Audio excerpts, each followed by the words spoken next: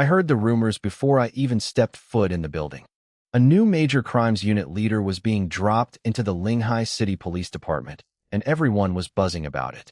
In the break room, a receptionist named Jing Hua rushed back to her desk, coffee in hand, eager to gossip with her colleague. She had missed me by seconds.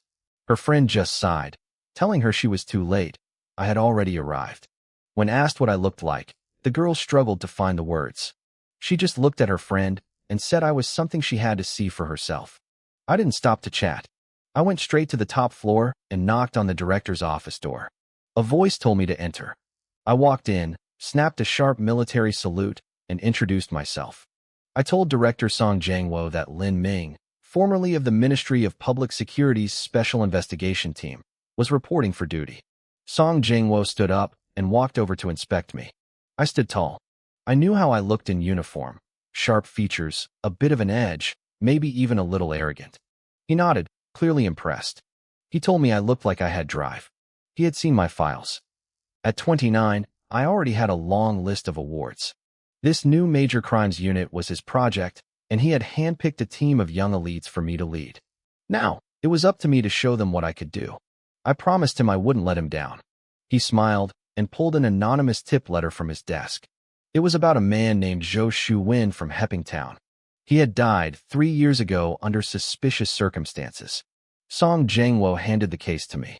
I read the letter. It was brief, but the message was clear. Someone thought it was murder. I tucked the letter away and told him I'd get it done. He led me down to the new office. When the door opened, the team stood at attention. Song Jangwo introduced me as their new boss. There was a round of applause. I kept it professional. I told them my name was Lin Ming and that I expected us to work as one to protect the people. The director introduced the team one by one. There was Li Shuabin, Zhao Xiu, and He Peng, all top-tier investigators. Then there was Fong Un, the only female detective in the unit. Finally, he pointed to a man with clean, sharp features who looked incredibly composed. That was Bai Miao, our forensic pathologist. He was young, but supposedly the best in the business. Once the introductions were over, the director left us to it. I didn't waste time on small talk. I pulled out the letter and laid out the facts. We had a 3-year-old cold case in Zhoujia village. A man named Zhou Shuwen died, and we didn't even know the official cause yet. I ordered everyone to move out immediately. We were going to the village to start door-to-door interviews. The team scrambled, eager to make a good impression on their new lead. Only Bai Miao stayed calm, moving at his own pace as he grabbed his kit and followed us out. We drove straight to Zhoujia village.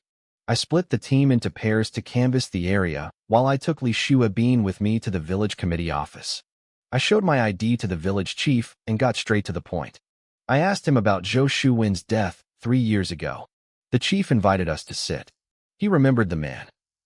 He told us Zhou Shuwen had fallen to his death from his own 2-story house. It happened in the middle of the night. His wife had run out screaming for help, and when the neighbors arrived, they found him face down in the yard, covered in blood. He was already gone. Then the chief mentioned something that made my skin crawl. He said the village had a custom. If someone dies in an accident at night, they have to be buried immediately to ensure their soul finds peace. They didn't wait for a doctor or the police. They hauled him to the back of the mountain and put him in the ground that very night. I stared at him, stunned. They buried him the same night? The chief looked embarrassed. He explained that the village was remote and mountainous. People followed old ways. He knew it wasn't exactly legal, but with the man dead and his wife left as a widow, the villagers just wanted to help her get through it. They all looked the other way and helped her bury the body before the sun came up. I didn't let the village chief's shocking revelation distract me for long. I shifted the conversation, trying to dig deeper into the man's life. I asked the chief if Zhou Shuwen had any enemies or ongoing disputes before he died. The chief thought for a moment and shook his head. He told me that Zhou Shuwen worked out of town most of the year. He barely spent any time in the village, so he didn't really have the chance to get into trouble with anyone. I frowned. It was another dead end. I looked at the chief again and asked about the man's relationship with his wife. The chief looked a bit awkward. He explained that since Zhou Shuwen was away so much, his wife was basically a left-behind woman. They spent very little time together. He struggled to find the right words to describe their marriage. I knew exactly what he was implying. I decided to be blunt. I asked him if his wife had any close male friends. The chief's expression soured. He gave a nervous laugh and reminded me that there's always gossip around a widow's door. He admitted that while the village wasn't big, there were definitely a few men she was quite close with. It was clear he didn't want to give me specific names, so I didn't push him further. I needed a different approach. I thanked him, grabbed Li Shuabin, and headed back into the village. We walked around for a bit, following directions from the locals until we found Zhou Shuwen's house. The gate was locked tight. No one was home. I stood outside the wall and snapped a few photos of the two-story building in the yard. Then, I led Li Shuabin back toward the village entrance. On the way, we ran into Feng Rurue and Bai Miao. Feng Rurue started to report what they'd found, but I cut her off with a gesture. I pulled out my phone and messaged our group chat, telling Zhao Siyu and He Peng to regroup. We needed to head back to the bureau to pool our information.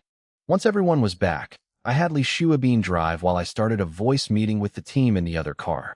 I laid out what I knew.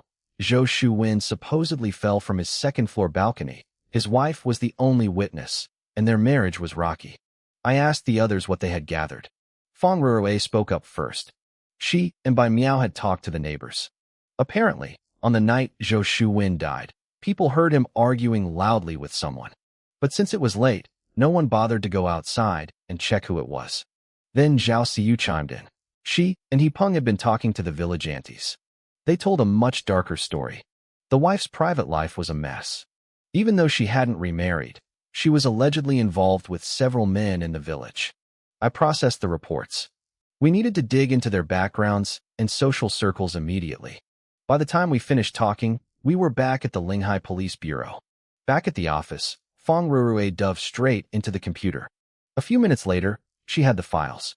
Zhou Shuwen died 3 years ago on August 25th. He was 30. His wife, Li Hongfen, was 31. They had no children. I thought about the timeline. I asked Feng Rurue to check for any surviving immediate family. She tapped away at her keyboard and confirmed that his mother and sister were still alive. I told her to get them in for questioning right away. Then, I told her to track Li Hongfen's phone. She wasn't at the house, so we needed to know where she was hiding. Feng Rurue tracked the signal to a garment factory in a nearby town. I dispatched Zhao Siyu and He Peng to go pick her up. As the only witness, her testimony was everything. While they were gone, I showed the photos of the house to Bai Miao. I asked him if a fall from that height could actually kill a person. Bai Miao studied the photo. He estimated the balcony was about 3 meters high. He told me that a 3-meter fall could cause a lot of injuries, but it depended on how you landed. If you hit your head, you'd get a concussion or a brain bleed. If you landed on your feet, you'd break your legs. If you landed flat, you'd just get massive bruising. But generally speaking, that height shouldn't be fatal unless the person was incredibly unlucky. I nodded. So, unless there were special circumstances, he shouldn't have died. Bai Miao shrugged, agreeing that was the theory. Just then, the office phone rang. It was the front desk. Zhou Shuwen's mother and sister had arrived and were waiting in the reception room. I hung up and looked at Bai Miao. I told him to come with me. He grabbed a notebook, and we headed down. When we walked into the room, I saw a middle-aged woman and a frail, white-haired old lady. The younger woman jumped up the moment she saw us, looking incredibly nervous. I motioned for her to sit down and tried to keep my voice calm as I addressed her. I'm from the city's major crimes unit, I said, introducing myself. The reason I asked you to come here today is because we received an anonymous tip. It claims the circumstances of Zhou Shuwen's death were suspicious. We need to know exactly what happened before and after he passed away. The moment I finished speaking, Zhou Shuwen's mother collapsed. She buried her face in her hands and began to sob uncontrollably. Heaven has eyes, she wailed through her tears. Finally, someone is going to get justice for my son. Seeing her reaction, I felt a heavy weight in my chest. My gut told me this wasn't a simple accident. I leaned in closer, keeping my voice gentle. Ma'am, can you tell me why you think your son was wronged? She wiped her eyes with the back of her hand. My son wasn't a man of great talent, she started, her voice trembling. But he was honest and hardworking. He went away for work every year. To save money on travel, he only came home for the new year. He lived like a pauper out there just so he could bring more money home for us. She took a shaky breath. He was a good son. He always gave me money to take care of myself, and the rest went to his wife. But that woman, she was never any good. I told him not to marry her. I told him beauty fades, but a good character lasts forever. He wouldn't listen. I couldn't change his mind, so I had to agree to the wedding. The old lady's face soured. She had a bad reputation even as a young girl. After the wedding, she didn't change her ways. My son wanted to take her with him when he went away for work, but she refused. She insisted on staying home. The village gossip never stopped. Because they lived apart for so long, their relationship grew cold. She paused, her eyes growing distant. Then, on the day of the accident, he came home out of nowhere. It wasn't a holiday. He visited me the first day and gave me some money and gifts. The very next night, I heard he was dead. By the time I got there, a crowd had already dressed him in a shroud and put him in a coffin. I only got one look at him from a distance before they nailed the lid shut and buried him that same night. My poor son, he died for no reason. Beside me, Meow frowned. I felt the same tension. A man who only comes home once a year suddenly returns for no reason and dies the next night? That wasn't a coincidence. That was a red flag. Did Zhou Shuwen have problems with anyone? I asked. Any enemies? His sister spoke up this time. My brother was a gentle soul. He was kind to everyone. He didn't have any conflicts. What about his wife? I asked, watching her closely. Did she have trouble with anyone? The sister's expression shifted instantly. She flicked a nervous glance toward her mother. I caught the look. She had something to say, but she didn't want to say it in front of the old lady. Meow picked up on it too. He stood up and walked over to the mother. Ma'am, please don't be so upset. We've reopened the investigation. If there was foul play, we will find the truth. Why don't you come with me for a moment? I'll get you some water. The old lady looked at him and nodded, following him out of the room. As soon as the door clicked shut, the sister broke down. Officer, everything my mother said is true, she sobbed. But my brother didn't just decide to come home. I called him. I'm the one who brought him back. It's my fault. If I hadn't called, he'd still be alive. I killed my own brother. I waited for her to compose herself. Why did you call him? She wiped her face, her eyes red and puffy. My brother was away all the time, leaving his wife alone. People in the village started talking. At first, I ignored it. But the rumors got worse. A week before he died, I went to their house at night to see what she was up to. She leaned in, her voice dropping to a whisper. I heard a man's voice inside. I didn't go through the front door. I went around to the back. It was unlocked. When I walked in, I saw her. She was in the arms of a man from our village named Zhang Guangfu. I thought it was just gossip, but I saw the truth with my own eyes. She gripped her hands together. I didn't want to make a scene and ruin my brother's reputation, so I left quietly. I called him and told him to come home and deal with it. And then he was dead. I asked a few more questions before letting them go home. When I got back to the office, Zhao Siyu and He Peng were already there. Did you get Li Hongfen? She's in the interrogation room, boss, Zhao Siyu replied. I looked at Bai Miao. Come with me. We're going to talk to her. He looked confused, wondering why a forensic doctor was needed for an interrogation, but he followed me anyway. Inside the room sat a woman in her 30s. She was undeniably attractive. I sat down across from her and stared into her eyes. I'm Lin Mu from Major Crimes, I said coldly. We received a report that your husband's death wasn't an accident. As the only witness, we need you to tell us exactly what happened that night. Cooperate with us. Li Hongfen's face flickered with a brief flash of something. Fear? Guilt? Then she smoothed her expression back into a mask of calm. He fell, she said flatly. It was an accident. There's nothing suspicious about it. I didn't argue. I just leaned forward. Then walk me through it. Tell me every detail of how he fell from that second floor. I paused, letting the silence hang in the air. And don't leave anything out. I visited your home earlier today, I said, my voice steady and cold. I noticed the second floor has a sturdy railing. How exactly did your husband manage to get over that railing and fall? Li Hongfen swallowed hard. She looked down at her hands, her voice trembling slightly. My husband. He said he wanted to hang corn to dry outside the second floor wall that night. He climbed over the balcony with a bunch of corn in his hand. Then, I heard a loud thud. She paused, taking a shaky breath. I ran down to check. He was lying in the yard. There was blood all over his head and face. I was terrified. I just started screaming for help. Some villagers came over, and the brave ones took a look. They said he was already dead. Something felt off about her story. Before I could press her, by meow, the forensic doctor sitting beside me suddenly spoke up. Ms. Lee, try to remember, by meow said calmly. When you found him, was your husband lying on his back or on his stomach? Li Hongfen thought for a moment. He was on his back, facing the sky. Bai Miao's lips curled into a faint, sharp smile. That doesn't make sense, Ms. Li. If your husband fell backward from the second floor like you said, the back of his head would have hit the ground first.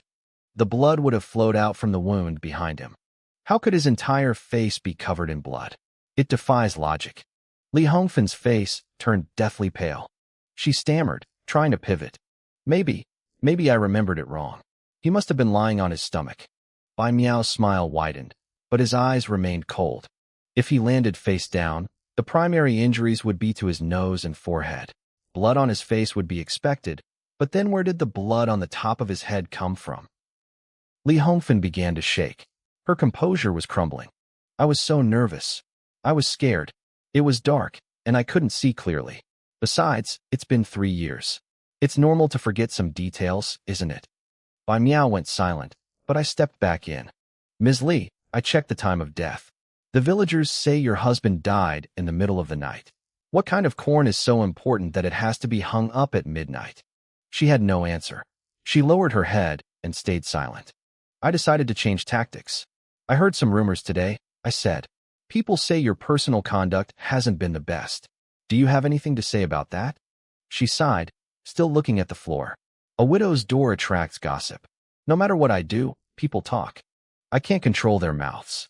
Then tell me this, I leaned in. Do you know Zhang Guangfu? The name hit her like an electric shock. She snapped her head up, staring at me, trying to read my expression. I've been a detective for years. I didn't give her a single flicker of emotion. Realizing she couldn't win, she looked back down and shut her mouth tight. She wasn't going to cooperate. I signaled to Bai Miao, and we headed back to the office. Back at Major Crimes, I called an emergency meeting. Based on our investigation, the fall was likely staged. The victim's relationship with his wife was poor, and her reputation is questionable. His sister even claims she saw her with a man named Zhang Guangfu. I looked at Feng Ruirue. What did you find on her social circles? It's strange, boss, Ruirue replied. Her social life is incredibly simple. Her phone contacts are just family and a few coworkers. No suspicious messages or secret lovers on social media. Everything looks perfectly normal. The room went quiet. This didn't match the rumors at all. Zhao Siyu, I turned to the other detective. What about Zhang Guangfu? He left the city to work in Z province shortly after the death 3 years ago, Siyu reported. He hasn't been back since. He's a prime suspect, I muttered. But our only witness is staying silent. We need physical evidence. We need to prove this wasn't an accident, but a murder. The team fell into a grim silence. 3 years had passed. Any clues at the scene were long gone. Where were we supposed to find evidence now? The victim was buried, right? Bai Miao's voice cut through the silence. A body is a witness. I can make it speak. I looked at him. How? Exhume the body, he said flatly. Perform an autopsy. The team stared at him in shock. We knew Bai Miao was quiet, but we didn't know he was this bold. In a traditional village like this, digging up a grave was like spitting on their ancestors. It would be nearly impossible to convince the family.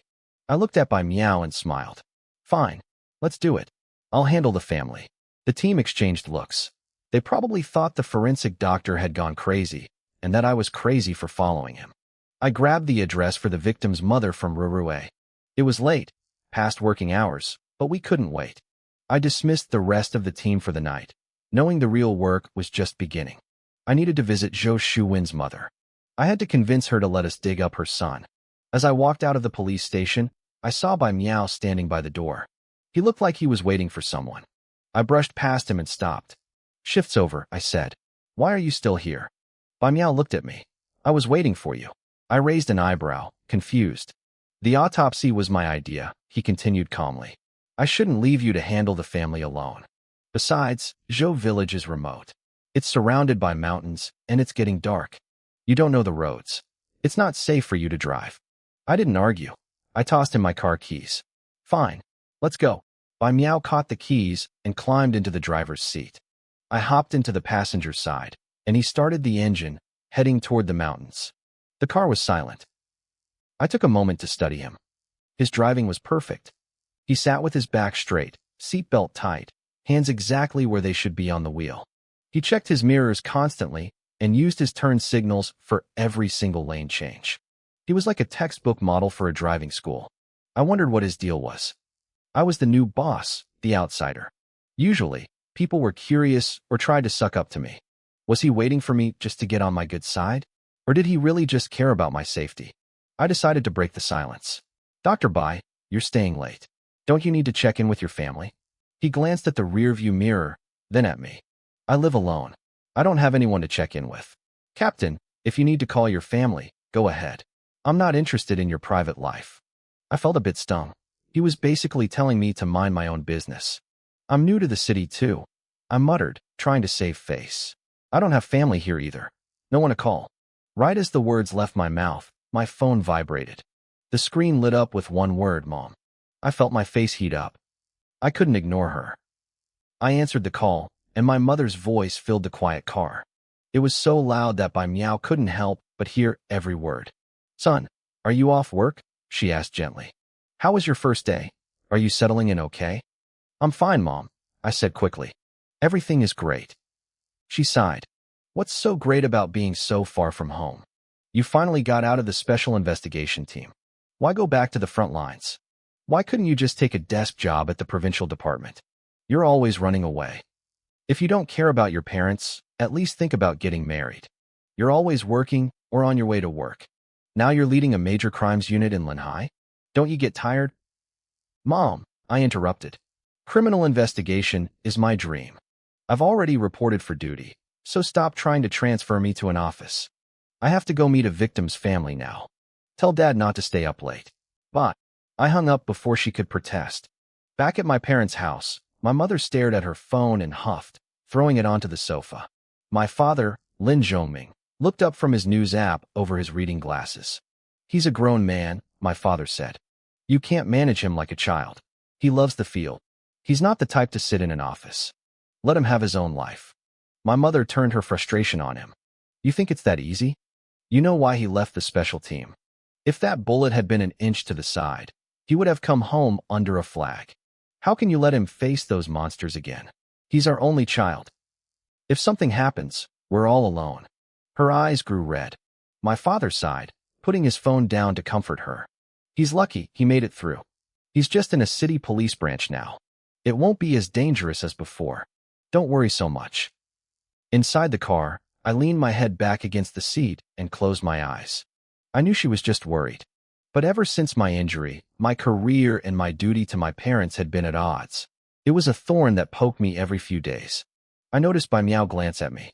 He probably realized I had some serious connections if my mother could mention transferring me to the provincial department so easily. Most people would take the easy path, but I chose the hard one. He didn't say anything, though. He wasn't the type to judge. By the time he pulled the car up to the house of Zhou Shuwen's mother, the sun had vanished. It was pitch black.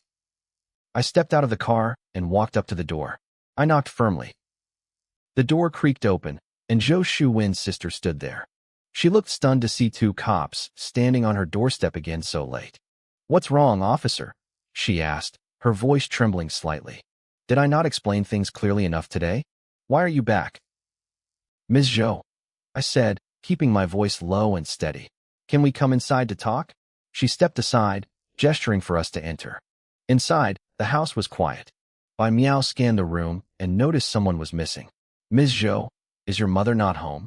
She went to bed, the sister replied. She went to the police station today and heard my brother's case was being reopened. She was so emotional. She cried until she just couldn't stay awake anymore. She looked at us, her expression turning guarded. Is there something you need? If it's about my brother, you can tell me. My mother is old. I don't want her to be blindsided. I didn't beat around the bush. I looked her straight in the eye. Ms. Zhou, we suspect your brother's death wasn't an accident. We think it was murder. To find the evidence, we need to exhume his body for an autopsy. What? Exhume the body? She gasped, immediately slapping a hand over her mouth. She shot a panicked look toward the bedroom, terrified of waking her mother. After a moment, she lowered her voice to a frantic whisper. Officer, is that really necessary? People say the dead should rest in peace. Digging him up is a huge disrespect. It'll disturb his spirit. Besides, he's been gone for 3 years. There's nothing left but bones. What's the point? Bai Miao stepped forward. His voice was clinical, but not unkind. Ms. Zhou, even a pile of bones can tell us the truth. If a death is unnatural, the body leaves clues. My job as a forensic doctor is to find those clues and give the deceased a voice. She still looked hesitant. But he's already buried. If we dig him up and it turns out he really did just fall, our family will be the laughingstock of the whole village. If he was murdered, I countered, then burying him like this, without justice, is the real way to ensure he never rests. We have our suspicions, but without an autopsy, we have no proof. His death will remain a mystery forever. Is that what you want? I could see her resolve crumbling. My words had hit home, but she still couldn't bring herself to say yes. Officer, please, let me think about it. This is too big. The villagers won't accept it. There is nothing to think about. A shaky, old voice cracked through the room. We turned to see Zhou Shuwen's mother standing in the doorway of her bedroom. She walked toward us, her eyes red but determined. Officer, I agree. Exhume the body. I want justice for my son. I won't let him stay in the ground with a lie. Her daughter rushed to support her. Mom, you were supposed to be sleeping. I couldn't sleep, the old woman said. I heard everything. These officers are right. Better to dig up his grave than to let him die for nothing. I felt a surge of respect for her. Thank you for your support, ma'am. We'll be here tomorrow morning. The next morning, the quiet of Zhou village was shattered by the sound of police sirens. A fleet of cars from the major crimes unit and the technical team rolled in. It didn't take long for a crowd to gather. The villagers whispered and pointed, their voices thick with judgment. What are the Zhous doing? He's been dead 3 years. What is there to see? They're just making trouble. Exactly. He fell. I saw the blood myself. Are they saying someone hit him? The police are wasting their time. Digging up graves is bad luck. I ignored the gossip.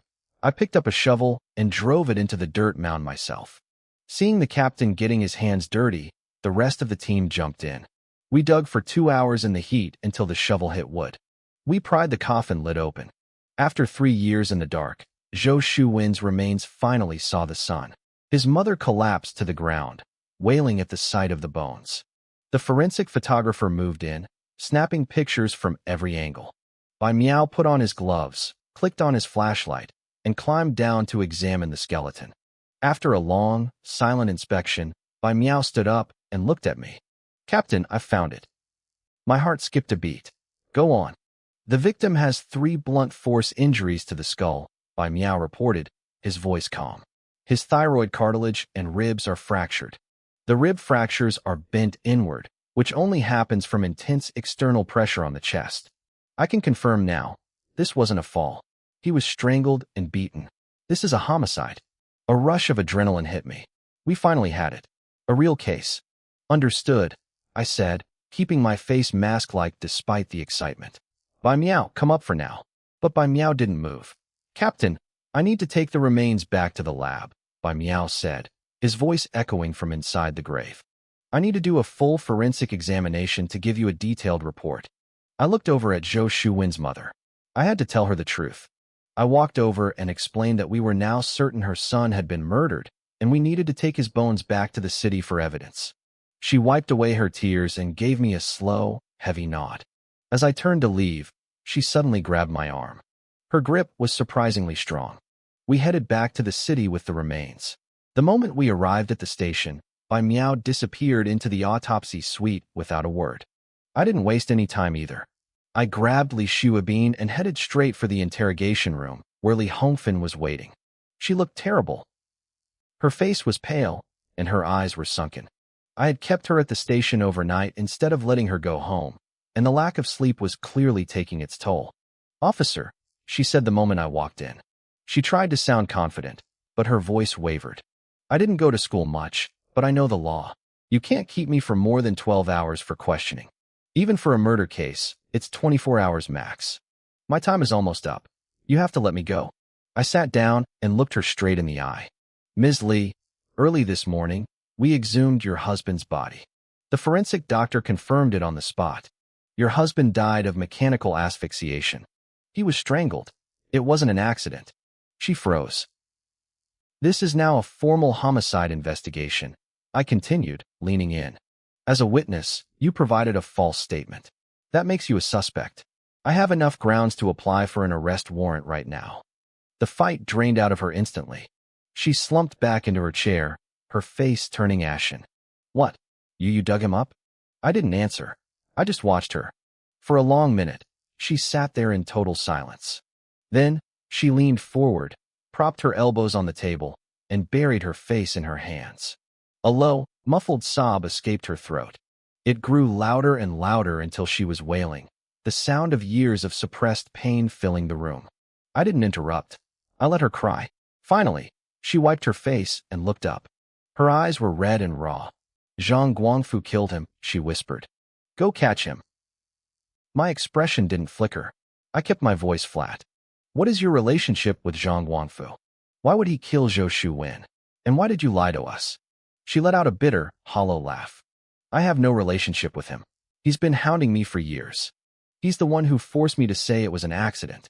He threatened to kill me and my paralyzed mother if I told the truth. Tears began to stream down her face again.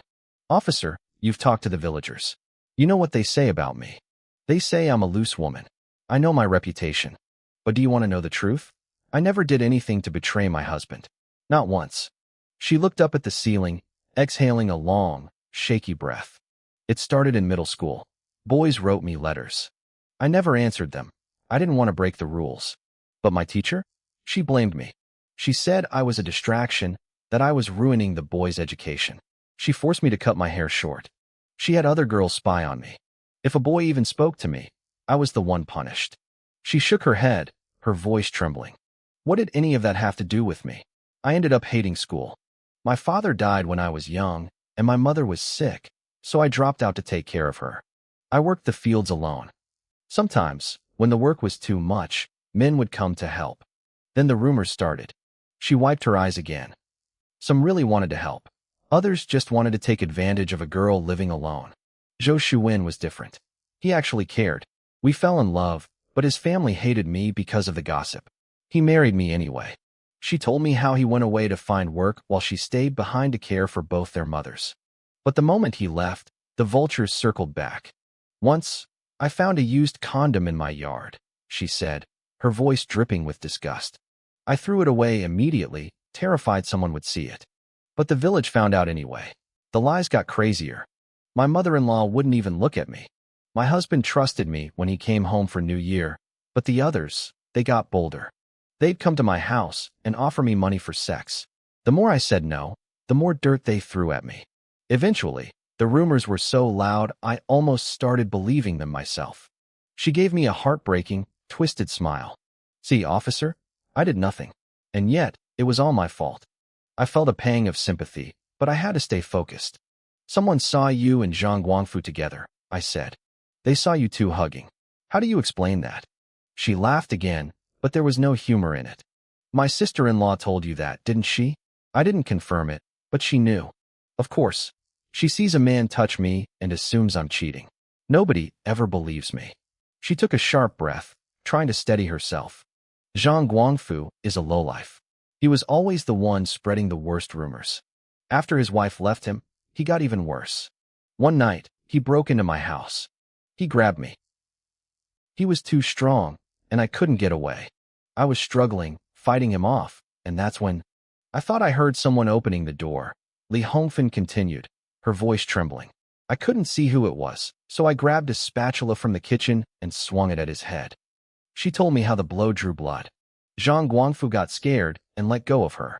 He ran for the exit, but before he left, he turned back with a look of pure malice. You bitch, he had spat at her. Just you wait. I'm going to sleep with you sooner or later. This isn't over. For the next few days, she lived in a state of constant terror. She couldn't sleep.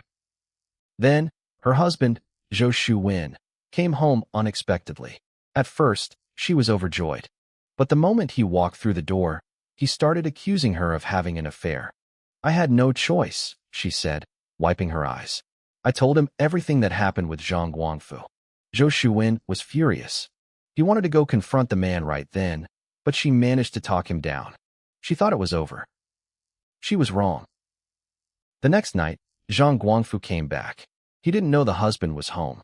He burst in, shouting and demanding money for his medical bills. He told her if she couldn't pay in cash, she could pay with her body. That was when Zhou Shuwen stepped out of the shadows. They started arguing. Then, the shouting turned into a fist fight. At first, Zhou Shuwen was winning. But Zhang Guangfu pulled a hammer out of nowhere. He swung it hard, hitting Zhou Shuwen right in the temple. My husband collapsed, she sobbed. Zhang Guangfu jumped on top of him and started strangling him. I tried to pull him off, but he just shoved me across the room. By the time I got back up, he was standing there, holding the hammer again. He told her the truth. Zhou Shuwen was dead. He gave her an ultimatum. Tell everyone he fell off the balcony, or he'd kill her too. One body or two, it didn't matter to him. I was terrified, she whispered.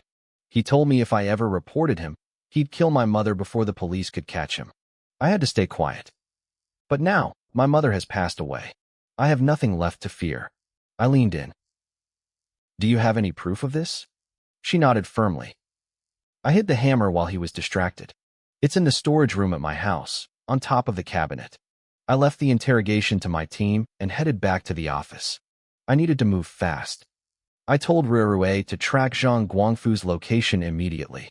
Her fingers flew across the keyboard. He bought a train ticket back to the city yesterday, boss. The train arrives at 2 p.m. today. I checked my watch. It was already past 1 p.m. He was coming back to finish what he started. He was coming for Li Hongfen. Zhao Siyu Hepeng.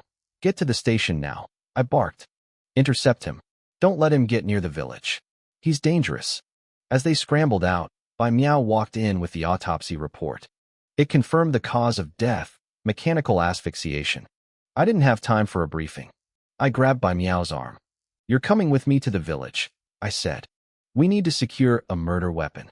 I shoved him into the car and pulled a sharp U-turn, tires screaming as we raced toward Zhou village. We arrived at the house, and I picked the lock on the gate. The house was a standard 2-story rural building with storage rooms, both inside and out. We split up to search. I was checking the outdoor shed when my phone buzzed. It was Hepeng. Boss, we missed him. Hepeng sounded panicked. He wasn't on the train. We talked to the conductor. He jumped off one stop early. He's probably already in the village. My heart dropped. I hung up and turned to warn Bai Miao, but a loud thud echoed from inside the house. Something heavy had hit a wall. I sprinted inside. I burst through the door and saw a man pinning Bai Miao against the wall. I moved to help, but Bai Miao was faster. He delivered a brutal elbow strike to the man's chest, breaking the hold. Before the guy could recover, Bai Miao landed a kick that sent him flying backward. The man scrambled up, his face twisted in a snarl. He pulled a utility knife from his pocket, clicked the blade out, and lunged at Bai Miao. I moved again, but Bai Miao was like a machine. He stepped aside, dodging the blade by an inch, and slammed his fist down onto the man's wrist. The knife clattered to the floor. Bai Miao kicked it away and swept the man's legs. Zhang Guangfu hit the floor face first. In one fluid motion, Bai Miao twisted the man's arm behind his back and pinned him down. The whole fight took less than 15 seconds. I stood there for a moment, genuinely impressed. I walked over, pulled out my handcuffs, and finished the job. As I dragged Zhang Guangfu to his feet, I looked at Bai Miao. He was breathing a bit heavy, his adrenaline clearly spiking. Not bad, doctor, I said. You've got some moves. Bai Miao glanced at me, his expression cool. It was all right. Probably nothing compared to what you learned in the special investigation team. I raised an eyebrow. He was definitely annoyed that I had just watched for a few seconds. But honestly, it happened so fast I barely had a chance to step in. Bai Miao didn't wait for a response. He walked back into the storage room, reached onto the top of a cabinet, and pulled down a plastic bag. Inside was a heavy, blood-stained hammer. I assume this is what you were looking for, he said. I looked at the heavy tool in the bag. The dark brown stains on the hammer's head told me everything I needed to know. I nodded slowly. Next to me, Zhang Guangfu's face went pale. The moment he saw that hammer, his cocky attitude vanished, replaced by a look of pure dread. I didn't waste any time. I marched him out to the police car and tossed him in the back. Bai Miao naturally took the driver's seat, and we headed straight back to the station. Once we arrived, I dragged Zhang Guangfu into the interrogation room while Bai Miao got to work. He took the suspect's fingerprints and DNA samples before disappearing back into the lab with the blood-stained hammer. I called Feng Ruerue down to assist with the questioning. I sat across from the man, staring him down. Name, age, and occupation, I said, my voice flat. Now that he was inside the station, Zhang Guangfu seemed to find his nerve again. He leaned back, acting relaxed. Zhang Guangfu, 40 years old. I do odd jobs. Do you know why you're here? I asked. He looked up at me with a smirk. Officer, isn't that a bit of a redundant question? I was caught red-handed trying to steal some stuff. I'm not denying it. He was playing games, acting cooperative while dancing around the real issue. I leaned in closer.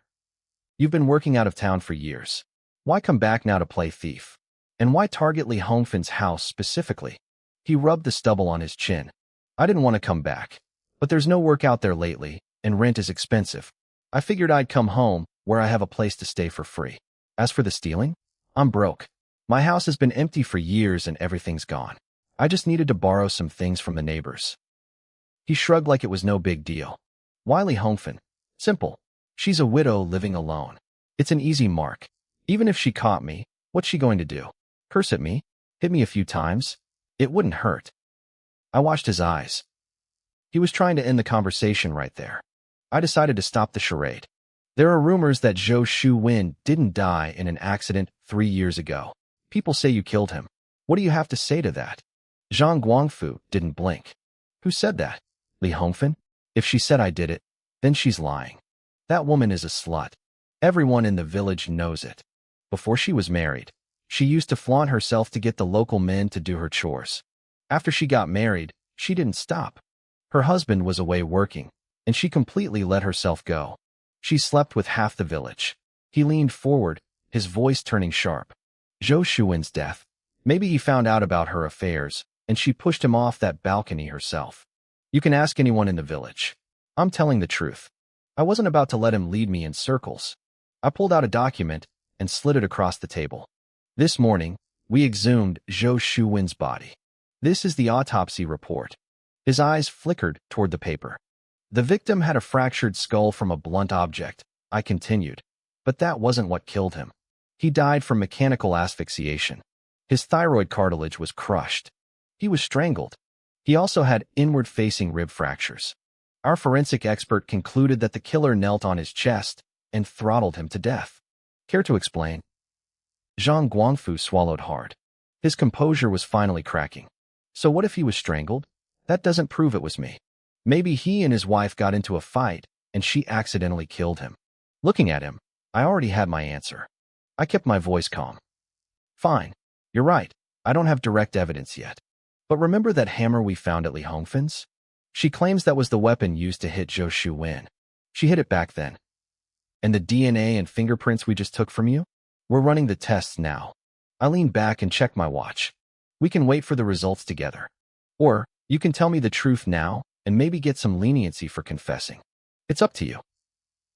The room fell deathly silent. The only sound was the rhythmic ticking of the clock on the wall. Minutes passed. Zhang Guangfu grew more agitated. He kept wiping sweat from his forehead, and his legs began to shake uncontrollably. I stayed silent. As a veteran detective, I knew that silence was the best weapon to break a man's psyche.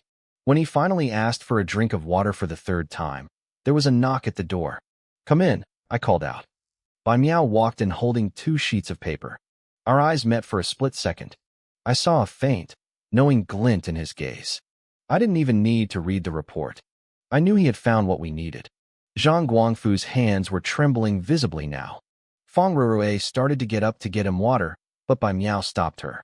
He walked to the cooler, filled a paper cup, and set it on the table in front of the suspect. It was a soft movement, but the sound of the cup hitting the table made Zhang Guangfu flinch like he'd been struck.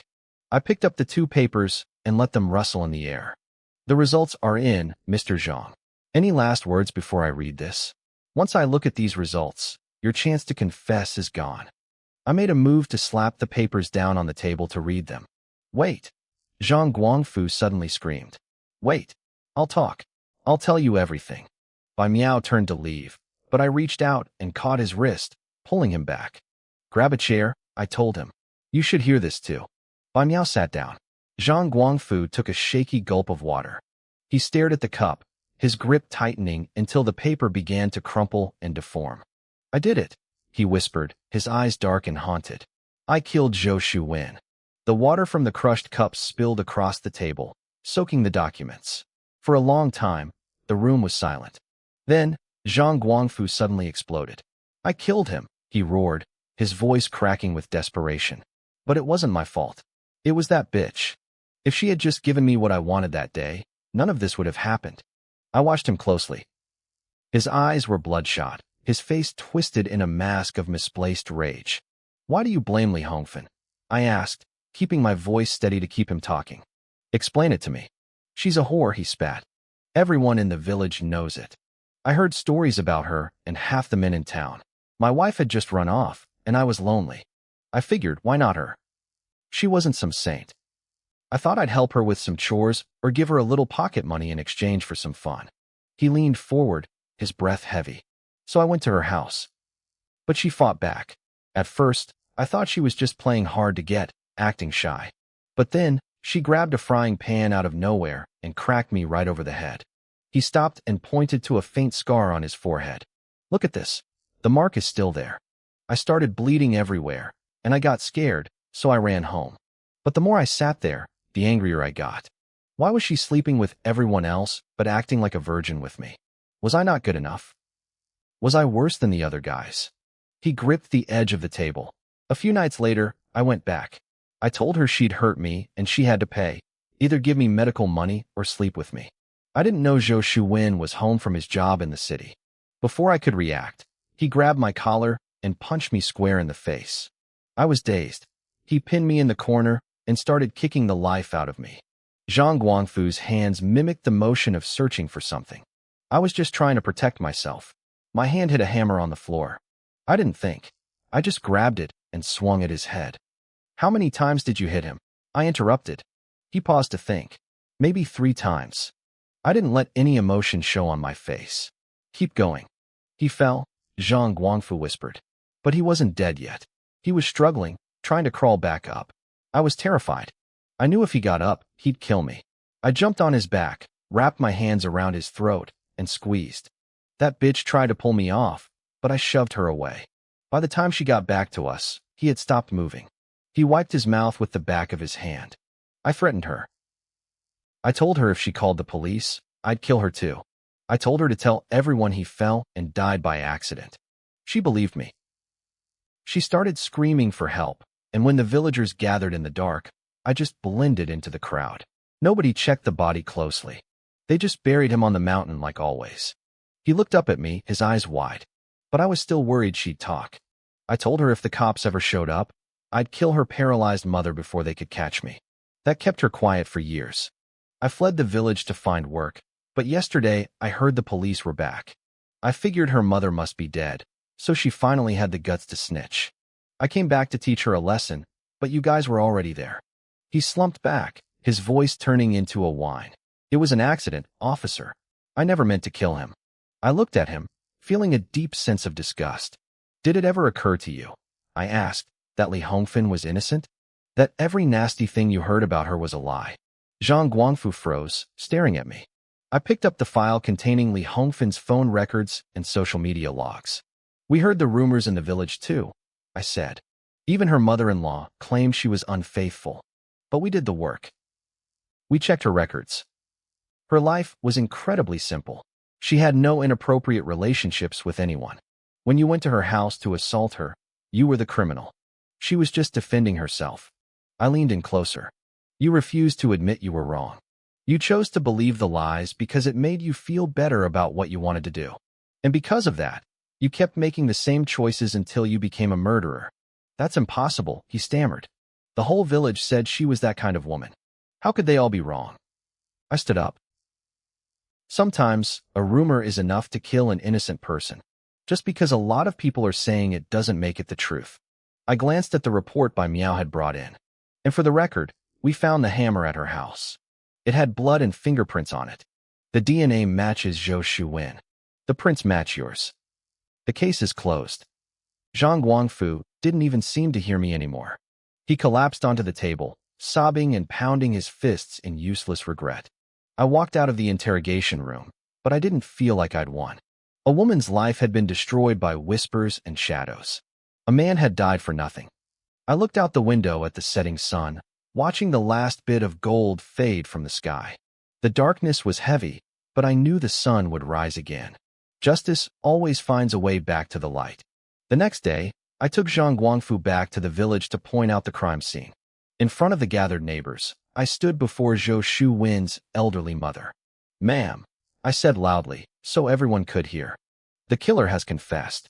Your daughter-in-law, Li Hongfen, never did anything to betray this family. Every story you heard was a lie. In fact, she was the one who sent us the anonymous letter. She risked everything to get justice for your son and to clear her own name."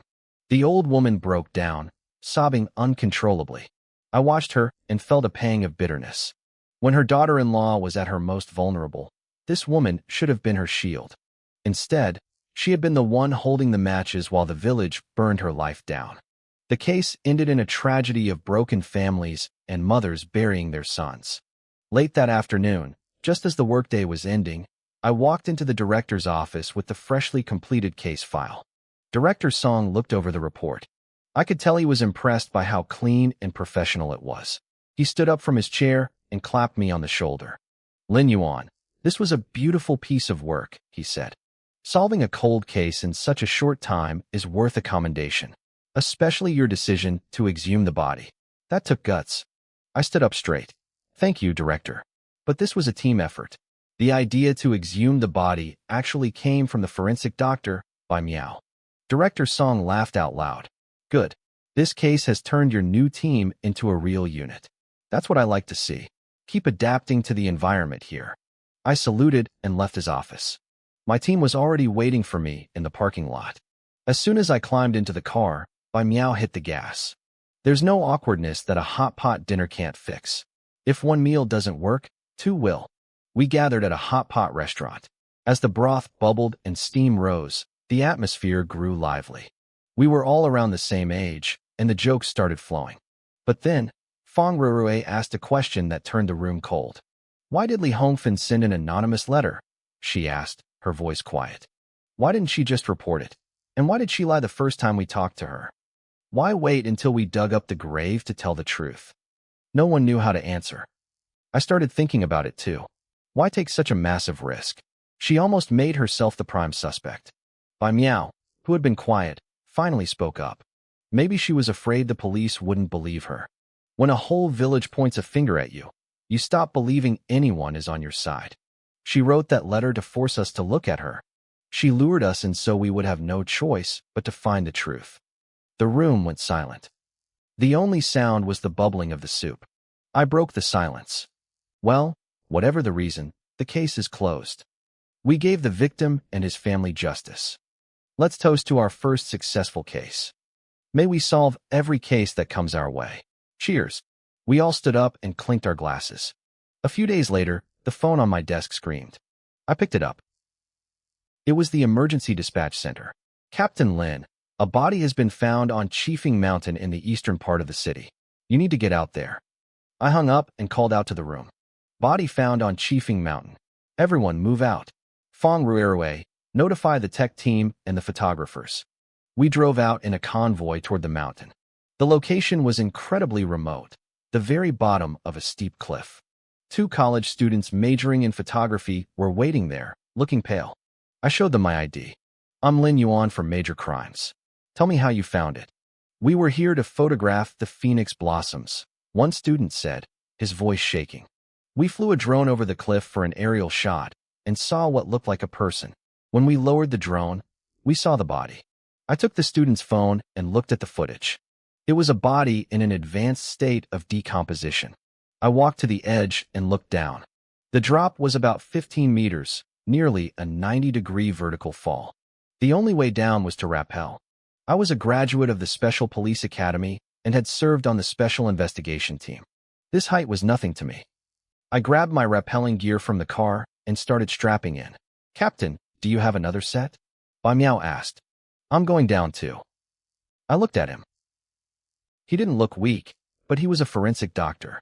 While I was crawling through mud pits in training, he was probably sitting in a classroom with a backpack. Was he overestimating himself or underestimating this cliff?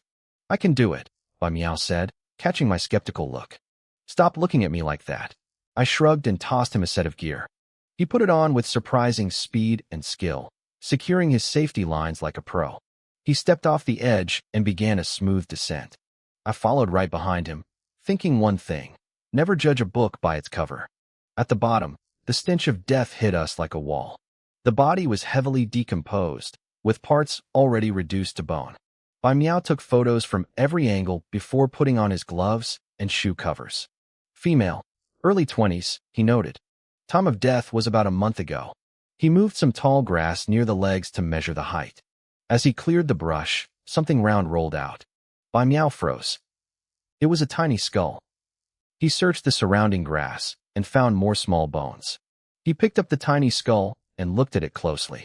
"It's a male fetus," he said. "About 8 months old." "A fetus?" I asked, confused. "How did it get out?" Bai Miao looked at me grimly. "It's a coffin birth. Simply put, when a body decomposes, the gases trapped in the abdomen build up so much pressure that they force the fetus out of the body after death." The explanation sent a chill down my spine. Bai Miao continued, explaining that when gas pressures the pelvic floor, it forces everything out. Rectal contents, organs, everything. He compared a decomposing corpse to a pressurized syringe seeking an outlet. If the deceased was pregnant, the fetus was simply squeezed out by the internal buildup. In forensics, they called it post-mortem delivery. I stayed silent for a long time. This wasn't just one death, it was two. But with only a body in a pit and no witnesses, we couldn't even tell if this was a suicide or a murder yet.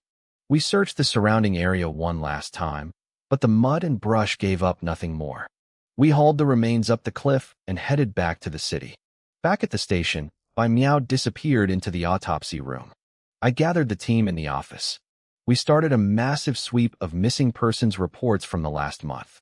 We narrowed the search to women around 20 years old and roughly 5'3". Meanwhile, Bai Miao was deep in his work. He extracted DNA from both the woman and the fetus to run against the national database. Then, he did something unusual. He extracted the victim's teeth and soaked them in alcohol. A short while later, my phone buzzed. It was Bai Miao. "Captain, you need to get down to the lab," he said. I dropped everything and headed down. When I walked in, he pointed to the teeth soaking in the jar. They had turned a distinct, vibrant shade. "Look at these," Bai Miao said. "These are pink teeth. It's a classic sign of asphyxiation." He saw me looking confused and broke it down. When someone is strangled or suffocated, the lack of oxygen causes the capillaries in the dental pulp to rupture. The blood seeps into the tooth structure, leaving a rosy or brownish-red stain near the neck of the tooth. He also pointed out a fracture in the thyroid cartilage. "She didn't jump, and she didn't fall," I muttered. "She was strangled. This is a homicide." I leaned against the table and sighed. "What about the DNA?